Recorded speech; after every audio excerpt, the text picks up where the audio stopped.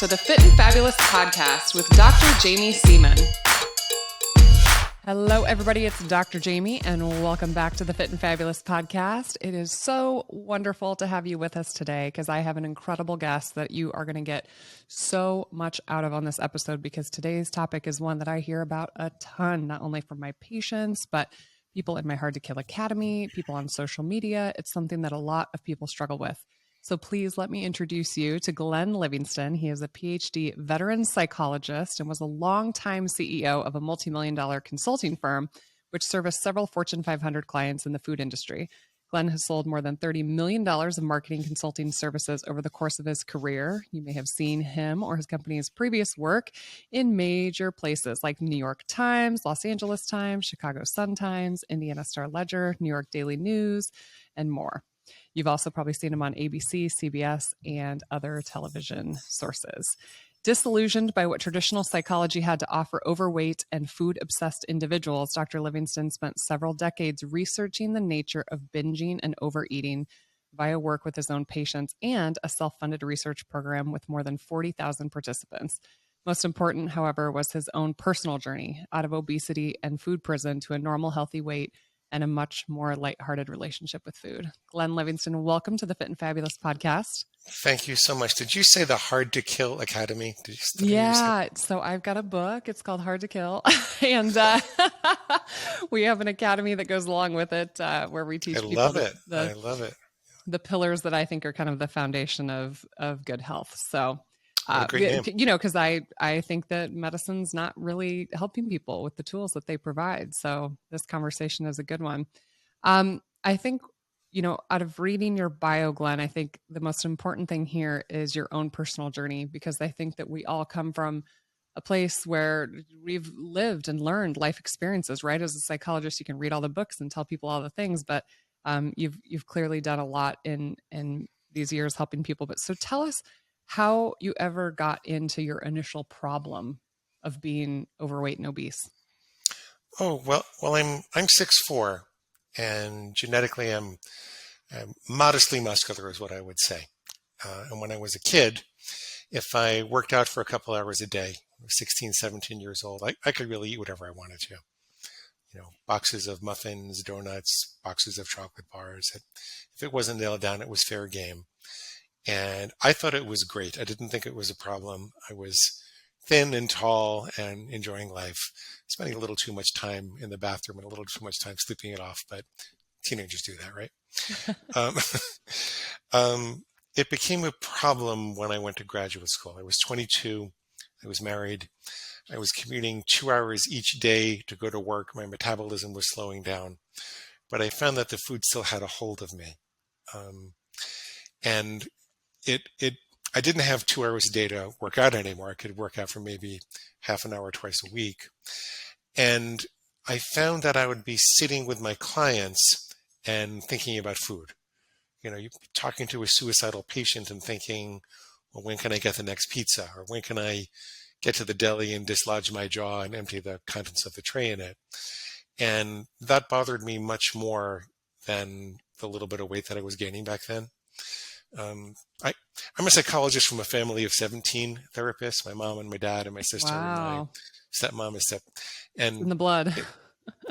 Yeah. I can't imagine what the Christmas table's like. well, if something breaks in the house, everybody knows how to ask it how it feels, but nobody knows how to fix it. That's what, if you got a hammer, everything looks like a nail. And so that was the most important thing to me, was to be a really good doctor.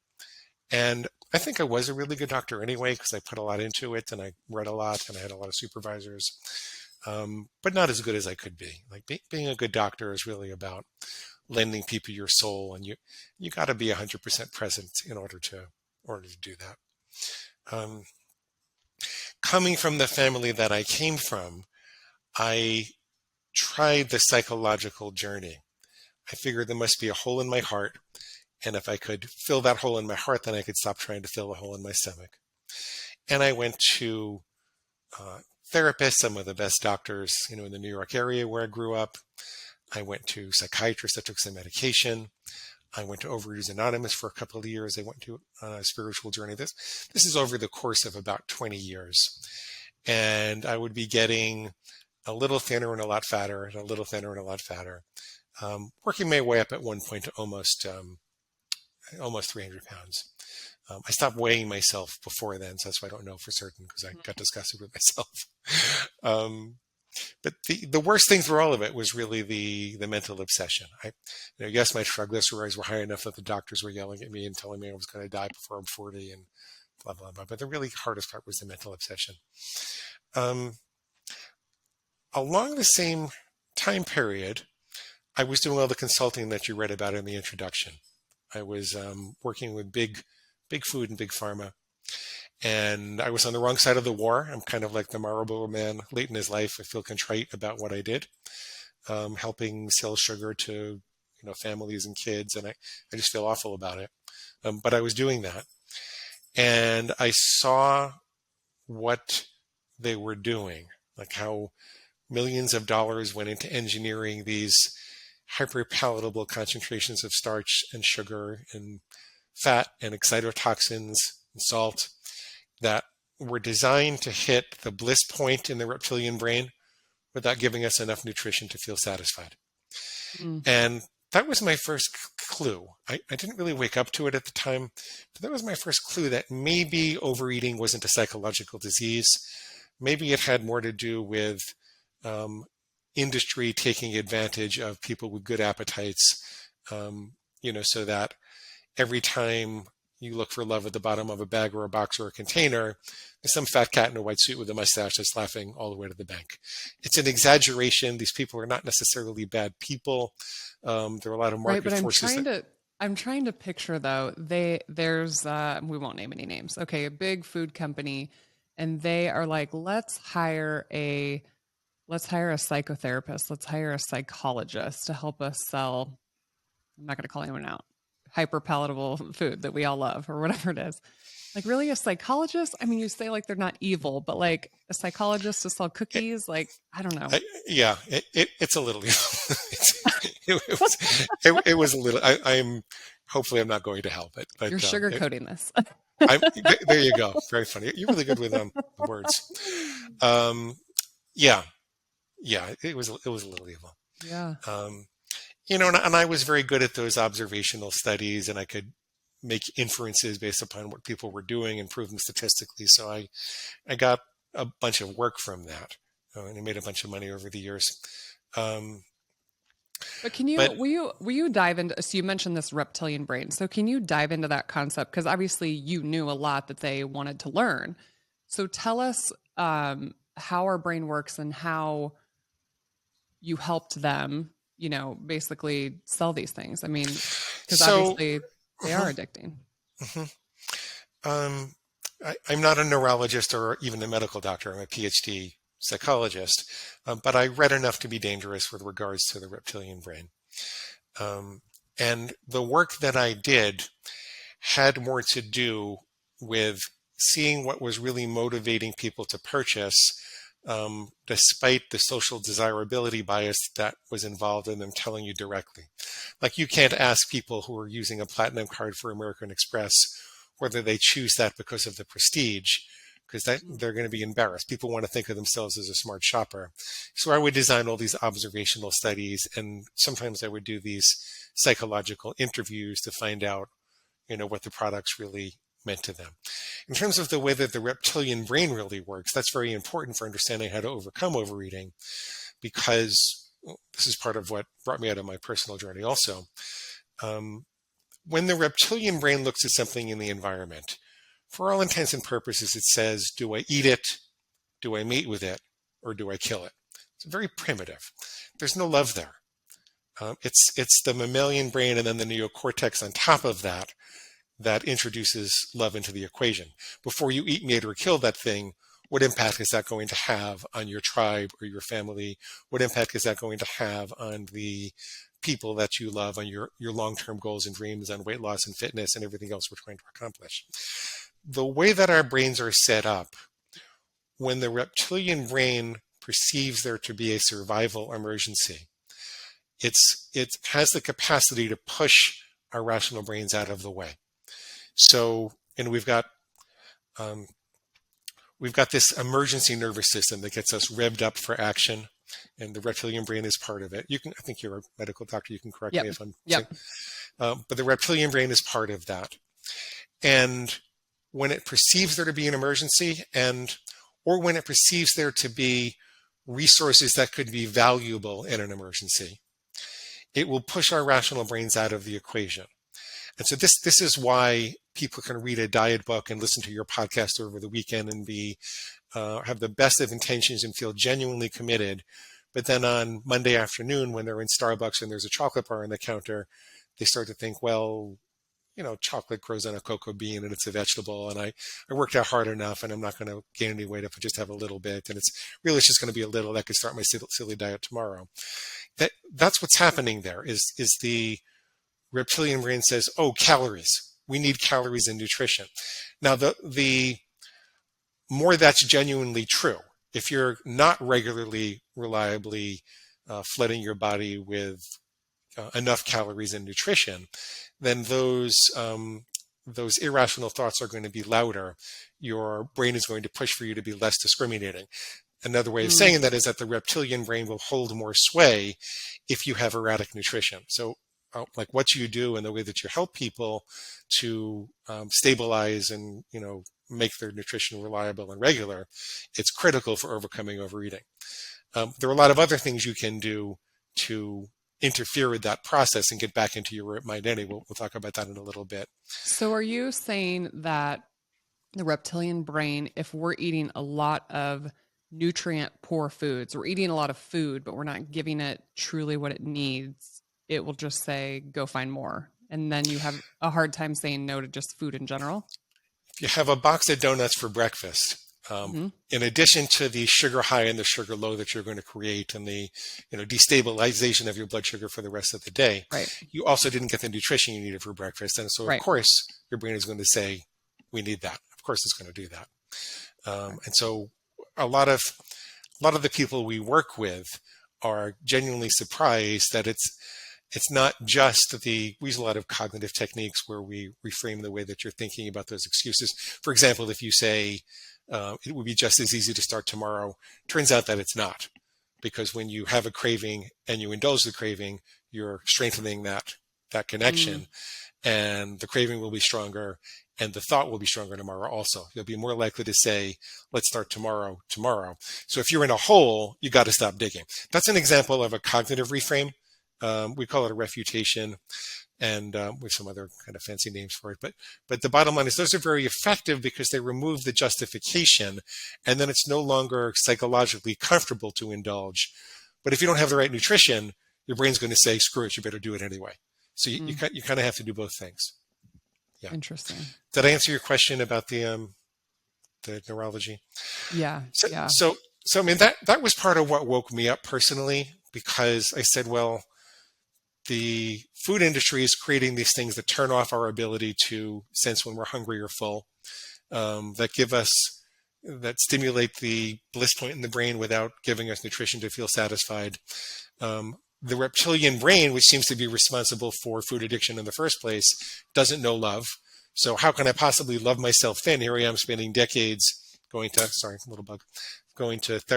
and, and digging deep into my own personal psychology, which was a wonderful journey, by the way. I learned an awful lot about myself. But the reptilian brain doesn't know love. This is not a matter of love. This is a matter of how do you get back into your rational brain so you can dominate the reptilian brain and make good on your decisions and commitments. It was more about that. Okay. Tell us how these particular foods hijack the brain. I mean, what do they do to our brains when we're eating these hyperpalatable foods that have no nutrients in them? That we really all just love, right? They taste delicious. Well, we didn't have chocolate bars on the savannah. Like for 99.99% of our evolution, we didn't have the concentration of sugar and fat and theobromine and stimulants that wasn't available in the savannah. It's really kind of like a drug. I mean, it's perfectly legal. Is theobromine, that's in Mountain Dew, right? I don't know if it's in Mountain Dew. I know it's in chocolate. I know it's in chocolate. Okay. We Is didn't have chocolate Mountain your Dew. kryptonite? Is that your It was, kryptonite? oh Chocolate? my God. Oh my God, it was, yeah. Oh my God, yeah. I eventually had to give it up. Most of the people I work with don't have to give it up, but yeah, chocolate is Okay, my kryptonite. this is a total side a side note from we'll get back to this exact conversation in just a second. I just got back from Maui, Hawaii. First of all, amazing, incredible. But we visited a cacao farm and I learned so much about chocolate. And I'm not a huge chocolate person to begin with, but I will just let you all in on a little secret. When they take the cacao bean and they ferment it for like a week and then they chop it up into the cacao nibs. When you put those cacao nibs in a jar, the cocoa butter starts to separate like from the nib. And they showed us this jar, and the cocoa butter is part of the fat that's in normal chocolate that comes from the cacao beans. So commercial chocolate manufacturers in the U.S., we won't say their names, but they rhyme with I can't even think anything that rhymes with it. You know who they are. They make all the Halloween candy. They take the cocoa butter out of the product and they sell it to the cosmetic industry and they replace the cocoa butter with vegetable oils. So Oh, traditional Halloween candy, well, all candy, it's not just Halloween candy, all candy bars in the US are not real chocolate. They are sugar, vegetable oil, and a little bit of the cacao bean. But I was wow. mind blown by this. So like real chocolate. Like, so if there's somebody listening that's like, I'm a chocolate connoisseur, whatever it is. Yeah, it contains the real cacao butter and there's more nutrients in it and all that. Okay. So we've established Glenn Livingston was addicted to chocolate. Now you've heard why commercial chocolate is so bad for us. Let's get back to what we were talking about. We were talking about how they hijack our brain. So when the brain, we're not evolutionarily prepared to deal with that level of stimulation. Um, just like we're not evolutionarily prepared to, deal with cocaine. We're not evolutionarily prepared to deal with pornography. We're not evolutionarily prepared to deal with such a concentrated stimulus. And what happens is a phenomenon called downregulation. So when you're exposed to a hyper stimulus or hyperpalatable stimulus in this case, but like a supersized stimulus, like in graduate school, I slept underneath the subway. I had an apartment in Astoria, Queens, and it was right underneath the subway. Well, for about 2 weeks, I couldn't sleep at all. Every time a subway would come by, it would wake me up. It was so loud. But after a while, your brain downregulates. It says that's not such an important stimulus. I'm not going to respond with the same level of alertness and urgency that I did before. Interesting. Same thing happens with the pleasure system. If you have a chocolate bar every day, that's an unnaturally concentrated stimulant, and your brain is going to downregulate the amount of pleasure that you get from that chocolate. Eventually, you need that concentrated form of pleasure in order to feel normal. It's like you can't get pleasure at all from fruits and vegetables, which is, most people know that if you're going to lose weight, you're going to have some more fruit and vegetables. But when you're having all of these hyperpalatable foods, your taste buds and your pleasure center downregulate so much that it feels like chocolate or potato chips or whatever your particular poison is the only thing that's going to give you any pleasure. And so that's how the addiction, kind of takes hold.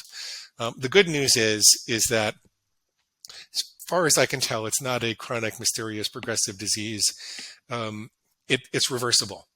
It's reversible. If you stop eating so much hyperpalatable food, and I don't insist that everybody gives it all up. I think, you can make choices to enjoy, a certain amount of this food if you want to. Some people can, some people can't. Yeah, I was But just about to say that. I've had people who are abstainers and people who can. there are And I feel abstainers and like, moderators. Yeah. About 1/3 of the people I work with seem to be abstainers, and about 2/3 seem to be moderators. And it varies from substance to substance. There's someone like, I can't really have chocolate. I mean, I've experimented. I can do it. I have to go through all sorts of gyrations to make sure it doesn't get out of control, and it's just not worth it for me. Other people can have, my sister can have 2 little squares and put it back in her purse and say, I'm going to have the rest So later. interesting you say this. Yeah, because I mean, I would like to think I'm a moderator, but there are certain things that I know if I'd have one bite, it's just this Yeah. constant, overwhelming thought, like until the whole bowl is gone or out of my view, or there's no way. None is a lot easier than some for at least a third of the people with Interesting. different substances. Yeah. Yeah. So, but there's a phenomenon called upregulation also. So if you stop having chocolate or you have much less of it, then your taste buds should double in sensitivity over 6 to 8 weeks, and your pleasure system should reestablish themselves, and you will experience life as boring for a couple of months because you're used to all the hyperstimulation. But if you can tell yourself that the only way out is through, and there really is a heaven on the other side of that boredom, then there really is a heaven on the other side of that boredom. Then, like at this point, I can tell the difference between a Fuji apple or a Gala apple or romaine lettuce versus spinach, and I really genuinely do get pleasure out of those Yeah. things. But most people, I always tell people, you don't have to believe me, you just have to try it, because most people won't believe me at this point. Yeah. Yeah. So is food addiction similar to other addictions like gambling? I mean, you mentioned some other things that we just aren't evolutionarily, say that 9 times, evolutionarily prepared for. I mean, are they the same? Is it the same pathway in our brain or? Well, I think it's largely the same pathway, but I think it's important to note that I don't see the evidence that addiction is a disease. I think Okay. addiction is a well-worn groove that takes advantage of the brain's capacity and interest in automating behavior and automating the location of resources. I think that the longer that you dig that groove, the harder it is to dig yourself out of it, and the more painful it is to dig yourself out of it. But I still think it's a choice. And I'm always concerned about people promoting the notion that, you have to admit that you're powerless, or that it's a disease, or that, Yeah. you're really sick. I think that we overeaters are people with healthy appetites that have been hijacked by industry. That's what I think. That's fascinating because as you started to say that it's not a disease, I'm thinking to myself, like, how is it not a disease? Because the definition is when you choose to continue a behavior when you know there's ramifications, when you know that there is, this is going to cause me to be bankrupt. But then you said it's a choice, and I'm like, okay, you're right. Like you're still perpetually choosing. Well, take a person with tuberculosis and put them in a prison cell, and that tuberculosis gets worse. Take someone who's addicted to alcohol and put them in a prison cell, and that diagnosis gets better. Interesting. Right? So Yeah. it's not an internal process that Great gets worse on analogy. its own. It requires consistent choice. Yeah. That's why. Interesting. Yeah. Interesting. Okay. So you're saying it's not a disease. We're not really addicted. So tell me the difference between, because some female patients, so I'm a OBGYN, so I only take care of women. And they say, I do it for comfort. I do it for, I've worked really hard today. So is it addiction, or is it comfort, or is that just semantics? There's a lot in that question, so it's going to take me a minute to answer that. Okay. If that's okay. Yeah.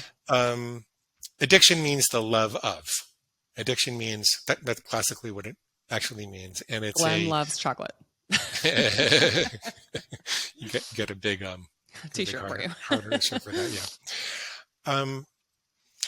When the digestive system is overloaded with digestive tasks and toxins to process, the neurological system has more difficulty conducting the emotions. So there is a quote unquote numbing or anesthetic effect of food that people associate with comfort, right? And also overeating takes you out of the discomfort of being too hungry, puts you into a whole other kind of discomfort. But that's not the whole picture. And people lead themselves astray when they think that they are just numbing out.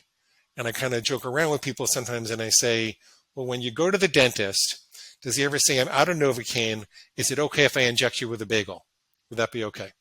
Because the bagel does something more than just numb you out. You don't need a bagel to get numb.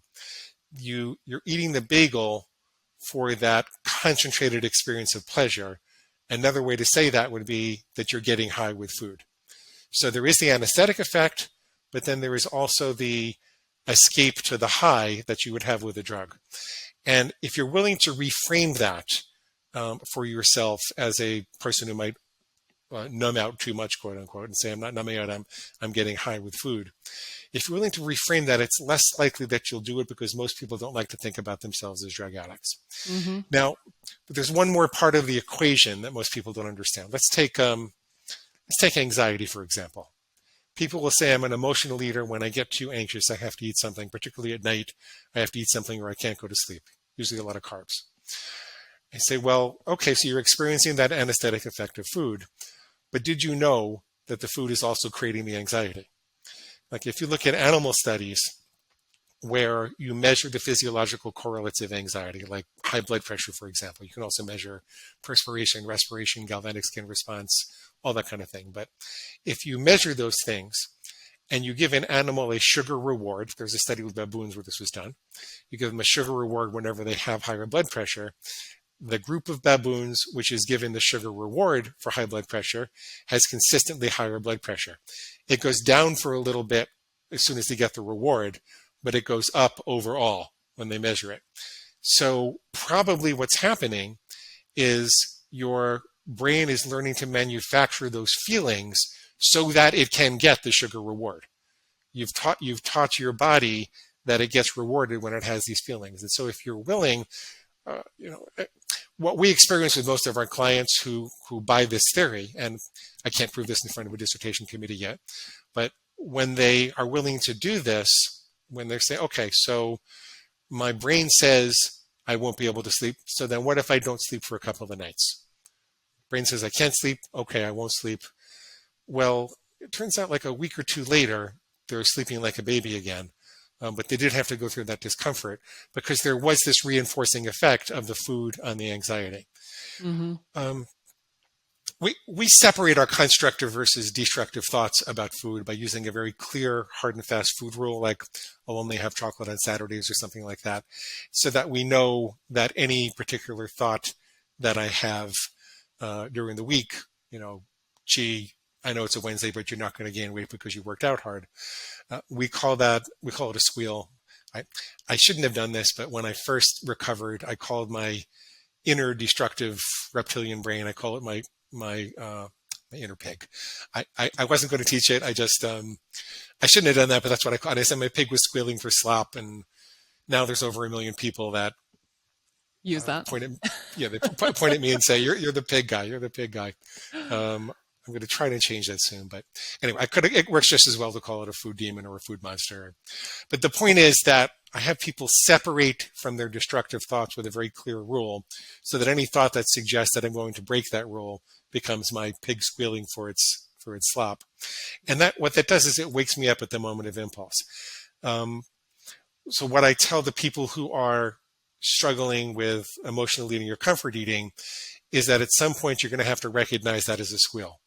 Your pig is saying the only way to deal with these emotions is to overeat, but you're going to have to tell her that you're willing to feel any level of discomfort in order to eat healthy and stay with your rule. And that's part of the recovery from emotional eating. It's I can't stress this enough. One of the pivotal insights for me when I got better was recognizing that I had to sever the link between emotions and overeating, much the way you would contain a roaring fire with a very good fireplace. It's not that I had to put out the fire or solve all the emotional problems. I had to sever the link so that my emotional problems were things separate and apart, and they didn't have the ability to do damage anymore. And I'm still a psychotherapist. I thoroughly believe in, in catharsis and deep analysis, and I'm a compassionate person. If you need a hug, I have a hug for you. But I don't have any compassion for your inner food monster, for my inner pig. That thing only wants to break my rules and make my life miserable. Interesting. Yeah, I'm well aware of the anesthetic effects of glucose, because in the newborn nursery at the hospital, we use glucose drops in the baby anytime a procedure is performed to give them an anesthetic-like effect. Even though we use local anesthetic, we Oh, give that's them so all interesting. sugar drops. Yeah. That's so interesting. So, what about people who are listening right now and they're like, no, I'm not addicted to food, but I've tried 1,000 different diets and I've failed all of them. Mm-hmm. Is that the same thing? I mean, there is a DSM-5 clinical definition of binge eating and, clinically significant eating disorders. And you can look at that and evaluate whether you pass that definition or not. But why? I read an article about this in Psychology Today. Why do we want to do that? According to that definition, somewhere between 2 and 4% of the population has the quote unquote disorder. But let's say you don't have the disorder and you're still eating beyond your own best judgment. Given that the techniques we're talking about are not intrusive, don't require a diagnosis, don't require an insurance company reimbursement, don't require any pills or procedures or potions or anything like that, why wouldn't you want to very clearly define what healthy eating is for you? Like, start with one simple rule. Start watching for your brain to come up with reasons to break that rule. And then when you hear that reason, write it down and ask yourself what's wrong with what your food demon or your food monster or your inner pig is saying, and refute it. Like, why wouldn't you want to do that? So I think there's much too much emphasis on, am I addicted or not? And not enough emphasis on, am I eating beyond my own best judgment, and what should I do about it? Do you think that working with patients and clients that I was just talking about this exact idea with somebody else on another podcast earlier today, when you give a patient a diagnosis, like you have hypothyroidism or you have binge eating disorder, do you feel like people kind of use that as their narrative? Like, I've got this problem, that's why I'm this way. Is that it? Like, just constantly reinforces itself. It can be permission to, well, I'm a real sicko. I can't help myself. The devil made me do it. The devil made me do it. It releases them from responsibility. I think it's useful for research, like to understand what that clinically significant entity is and whether there are medications that can help and whether they respond any differently to intervention than, people who are eating just beyond their own best judgment or less seriously. But I think it can be an enabling, disempowering thing to give someone a diagnosis. I do. Yeah. Yeah. No, I think there's sometimes harm in it, Okay. So this is so you wrote a book called Never Binge Again, right?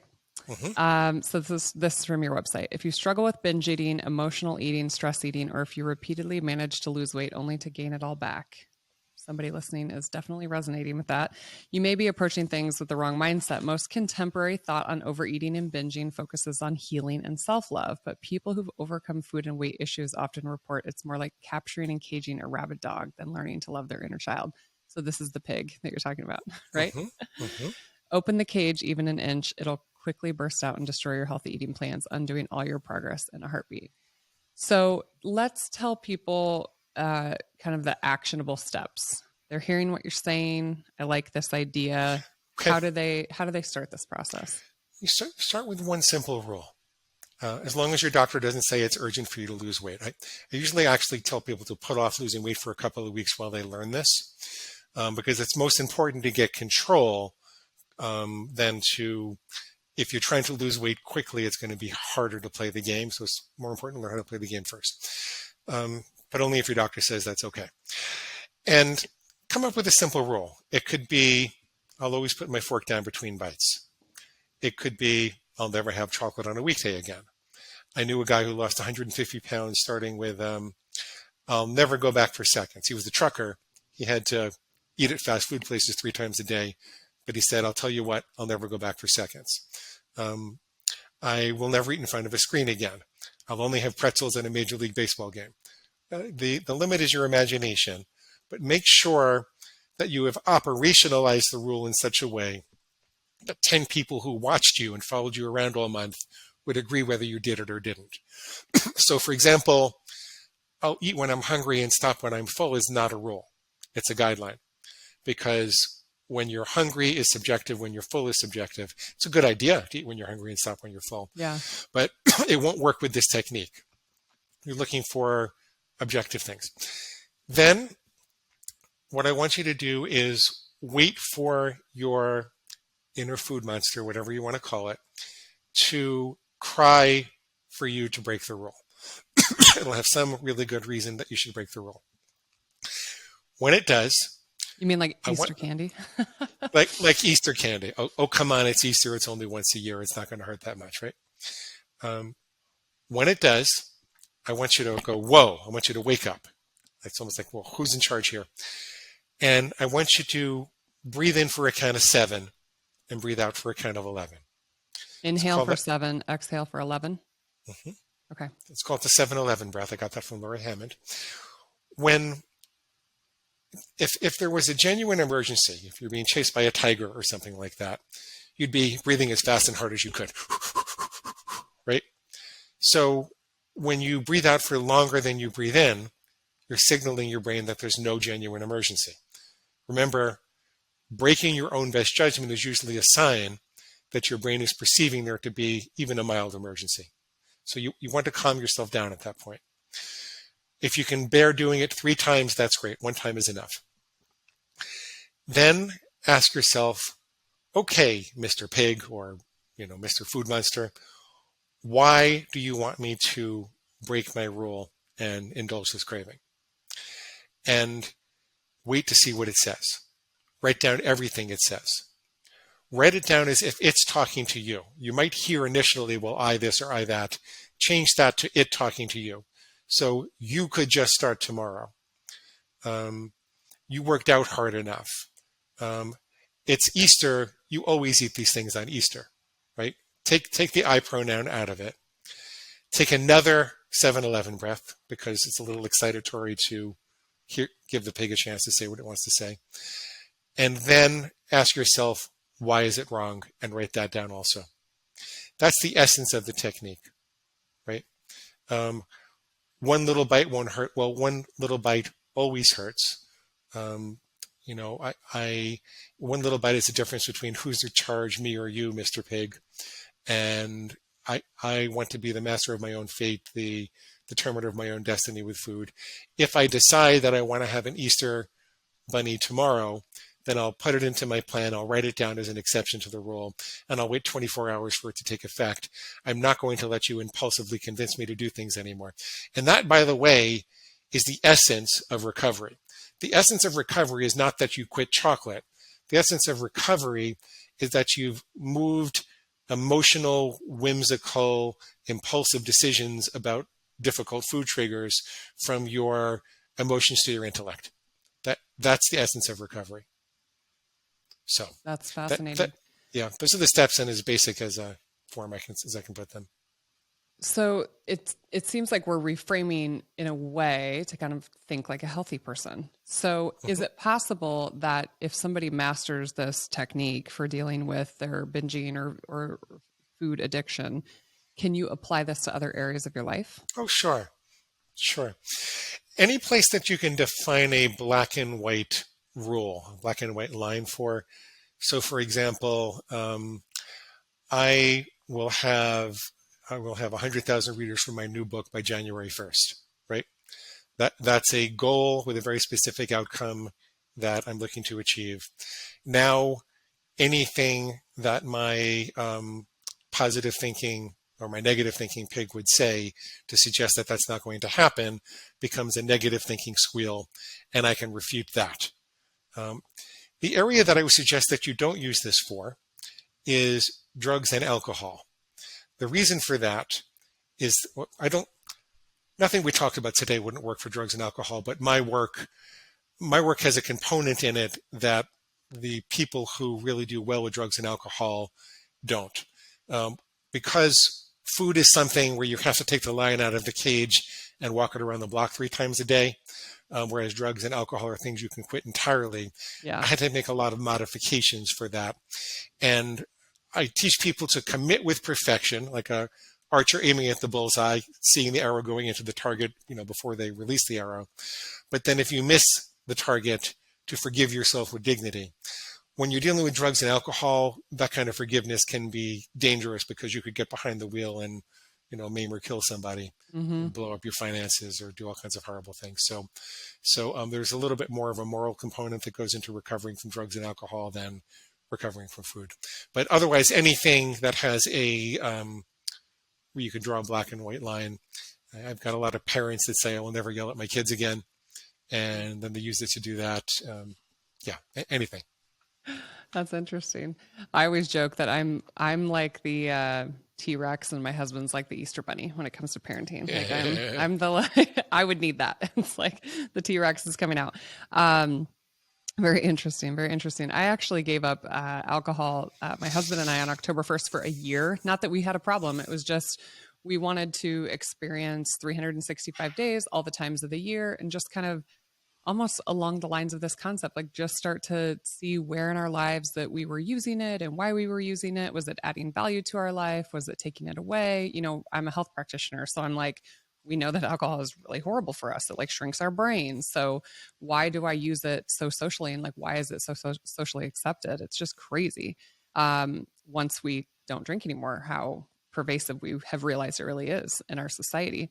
And hyperpalatable food too, right? I mean, people, if they caught you in the bathroom at work doing cocaine, the gossip mill would be running hard. But if they, caught you eating 6 donuts out of the break room, I feel like people would say less. Yeah. There's no overeaters, prisoners. You're not going to wake up in a cell with 4 gray walls and your new husband, Bubba. Because you had too many donuts, it's just not going to happen. Yeah. So how successful is this, Glenn? Did you relapse at any point? Is it always a constant struggle? Is this something, people really have to try to be perfect at the rest of their lives? So the word relapse implies that there's a disease. There were times along the way when I might have reversed my intent and chosen to have chocolate again, with similar consequences. Although, as time went on, if I did that, the damage would be dramatically mitigated, and to the point that I just didn't do that anymore. If you look at the research on extinction of behavior, if you remove the reinforcement, which is the indulgence of behavior, eating the chocolate, then there is a curve that reliably happens in most human and animal studies where at first there's a honeymoon period for every exposure, which could be daily. In the case of chocolate, it was. So for the first couple of days, it goes way down and you don't experience the cravings that much and you feel like you're on cloud 9 and like you really did it. And then your brain says, holy crap, he's trying to change something. Maybe he's going to die if I let him let go of this behavior. And it jumps up and it tries to get the chocolate again. So people should expect that and not expect that it should just go straight down. If you stay with it and you keep going, then it goes all the way down. And it kind of peters out with little tiny spikes for a while until you don't experience it at all. On a practical basis with chocolate, once I finally stopped, which was years and years and years and years ago, for the first 2 months, it was very painful. I experienced a lot of those bursts. After that, I'd say it was about 20% as difficult as it used to be, or 80% better. After about 6 months, I hardly experienced the craving. I still kind of remembered what it was. And then after about 18 months, I felt like chocolate's just a big bar of chemicals. I'd look at it and I'd wonder why I wanted it anymore.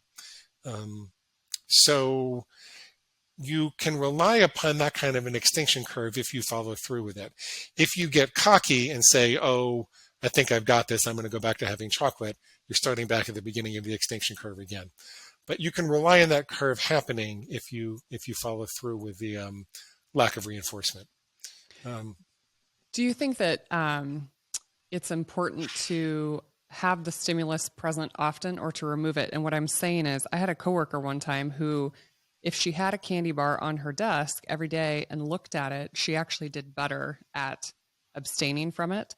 Whereas if I had a bowl of candy there and once I start with the first piece, then it's slippery slope.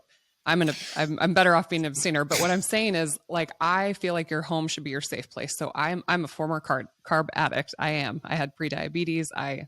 Yes, if it is in my pantry, I'm in the danger zone. I won't drive to the grocery store. I'm good. I won't go through the drive-throughs. I do pretty dang good even in the break room at work, but in my own house, it's very difficult.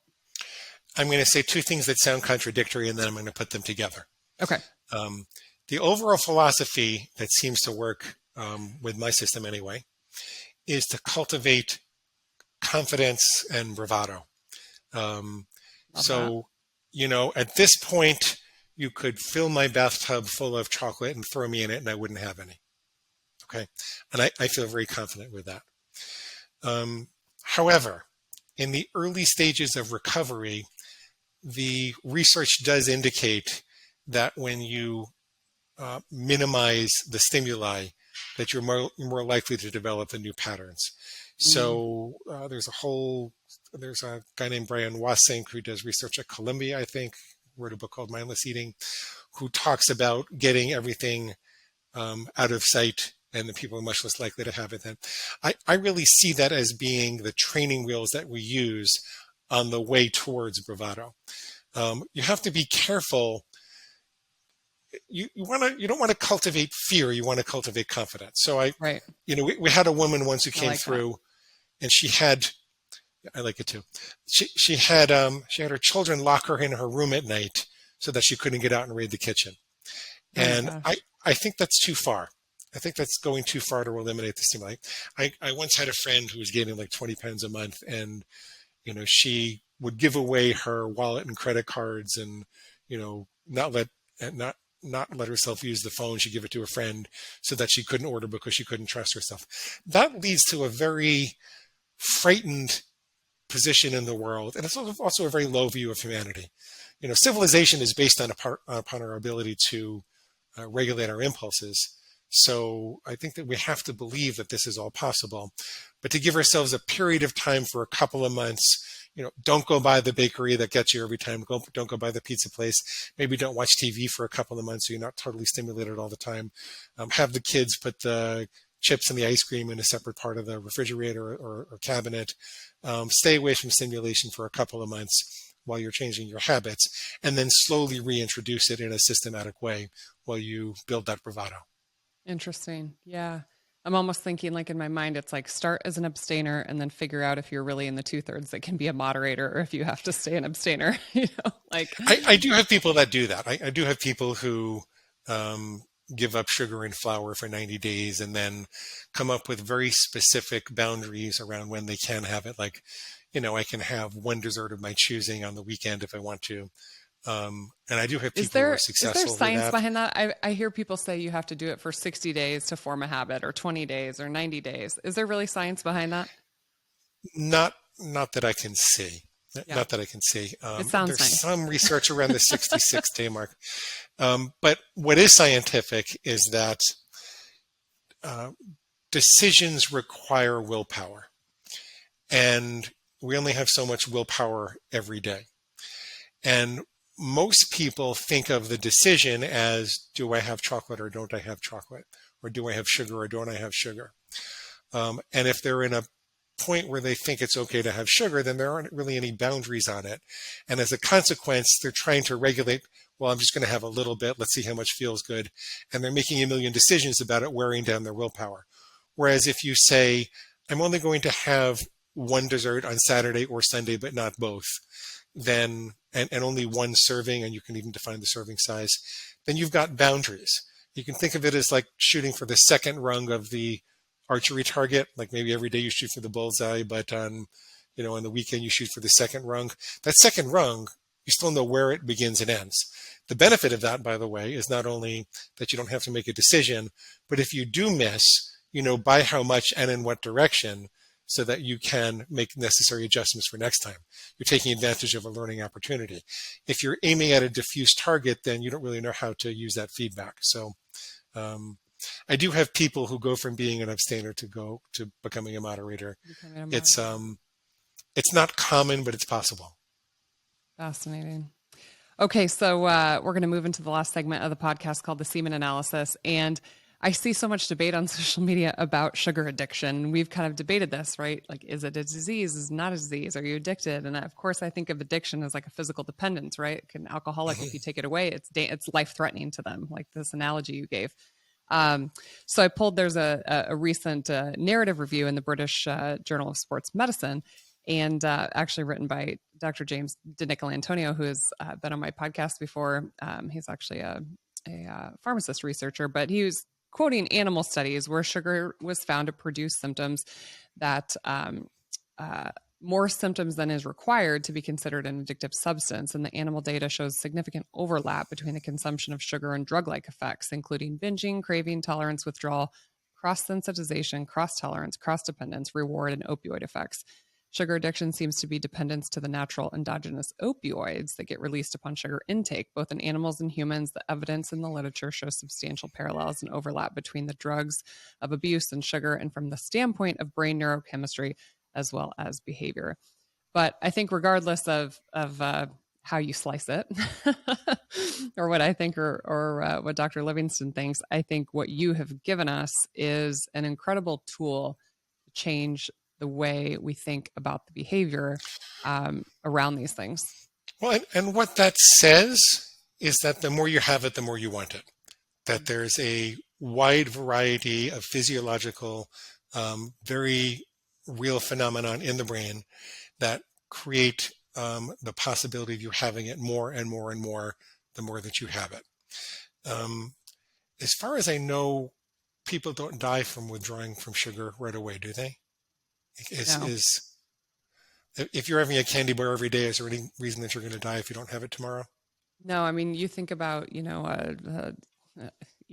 an obese diabetic or something like that. If you withdraw sugar, the blood sugar actually starts to normalize rather rapidly, which is why I'm a huge fan of metabolic and ketogenic therapies. And I have never in my life had a patient come in and say, oh my gosh, doctor, last night I realized I woke up and I went out to the kitchen and I ate 3 pounds of rotisserie chicken last night. Never in my life have I had a patient ever say that.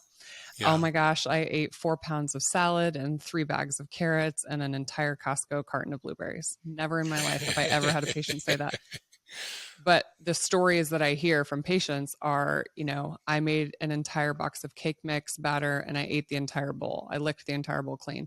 I ate an entire package of Oreos. I got into my kids' Halloween candy and every last piece. This is my own anecdotal evidence, but I just have never in my life heard of anybody overeating those other foods. It's hard to binge on whole foods. Yeah. The more you get the processed stuff out of your system, the more whole foods you eat, the less you're going to want to binge. Yeah, I truly believe it. Well, Dr. Livingston, tell people how to find you and your work and how they can follow you. A bunch of free stuff for you. If you go to neverbingeagain.com and click the big red button, you can get a free PDF of the book if you want to. There's a reader's bonus list where you get a free PDF. You can get it on Amazon in the Kindle, Nook, or PDF, or print or Audible formats. Completely free? No. Okay. There are charges for the Amazon versions, but you can get a completely free PDF if you want it. We used to give the Amazon book away for free, and we ran into a little trouble with that. So recently we had to start charging for it. But you can get it free in PDF if you want to, and the words are still the same, and you don't have to pay for them, or else it's $10 for the regular version. But I'll give you a couple of other things that are kind of important. One is that you and I have been having a very abstract conversation, a theoretical conversation about what works and what doesn't work. I want people to see how this works in practice. So I recorded a whole bunch of coaching sessions, like full-length coaching sessions, where you see people go from feeling despairing and overwhelmed and hopeless to feeling enthusiastic and positive and hopeful in just one session. So I recorded a bunch of those. That's all free. And then I also put together a set of food plan starter templates, which are really sets of rules that would work for any dietary philosophy. So there's one for ketogenic diets, there's one for point counters, calorie counters, macrobiotic people, et cetera, et cetera, et cetera. I don't want to give you a diet to follow because I'm not a medical professional, but you can see what some people who do follow these diets are doing, and then you can check it with your doctor or revise it to make it work for you. So amazing. neverbingeagain.com, click the big red button. You made a goal to change a lot of lives, because I don't know if you're repenting your sins to the food. I am. Food gods. I am. How many lives do you think you've touched? Any idea? Well, we're edging up on 2 million copies of the main book sold. I've written 6 more books since then. I've been on 400 podcasts. I have over 1 million readers in Psychology Today. So I think we're making a dent. I think we're making a dent. And we have our own podcast where there are hundreds of demonstrations and expert interviews, and I feel like I'm making a difference. Yeah, I think so. So. Maybe it was worth going through what I went through. I know there's some people listening that are going to get so much out of this. So everybody who's listening, send this to your friends and family, somebody that needs this message in their life. We know that we depend on all of you to continue our work, the work of Dr. Livingston, the work that I'm doing, everything we're doing. We really love and appreciate you guys helping spread these messages around the world. So we will catch you on the next episode. Did you guys love that last episode of the Fit and Fabulous podcast? Well, of course you did. And I want to keep bringing you the most amazing content from the most incredible people. And you can help me by subscribing to the Dr. Fit and Fabulous channel. You guys know where the button is. Just click it. It's the doctor's orders.